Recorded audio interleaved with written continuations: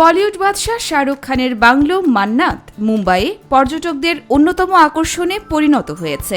বান্দ্রা এলাকার এই বাংলোটির বাইরে প্রতিদিন শত শত শাহরুখ ভক্ত ভিড় করেন। 25 বছরেরও বেশি সময় ধরে অভিনেতা এবং তার পরিবার এই বাড়িতে থাকছেন। এবার জানা গেল চলতি বছরের শেষ দিকে তারা এই বাংলো ছেড়ে একটি অ্যাপার্টমেন্টে থাকতে যাবেন। শুনতে খুব অবাক লাগলেও এটাই সত্যি। এই বিষয়ে আরও জানা গেছে, তাদের বাংলোটিতে বেশ কিছু সংস্কারের কাজ হবে, আর তাই খান পরিবারকে কিছুদিন অন্য জায়গায় থাকতে হবে।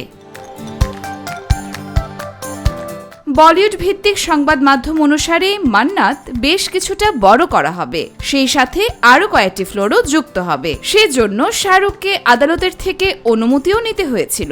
ইতিমধ্যেই কিছুটা কাজ শুরু হয়ে গেছে, কিন্তু এরপর আরও ভারী কাজ হওয়ার কারণে পরিবারের সবাইকে নিয়ে শাহরুখের পক্ষে সেখানে থাকা আর সম্ভব হচ্ছে না, আর তাই সেই সময়টুকুর জন্য অন্য জায়গায় থাকবেন তারা। কিন্তু শাহরুখের নতুন ঠিকানা কোথায় হচ্ছে, এমন প্রশ্নে জানা গেছে শাহরুখ খান, স্ত্রী গৌরী এবং তাদের সন্তানেরা অর্থাৎ আরিয়ান, সোহানা এবং আবরামকে নিয়ে বান্দ্রার পালি হিল এলাকায় একটি বিলাসবহুল অ্যাপার্টমেন্টের 4 তলায় থাকবেন। ইয়োরমা শাহের জাহান, দেশকাল নিউজ।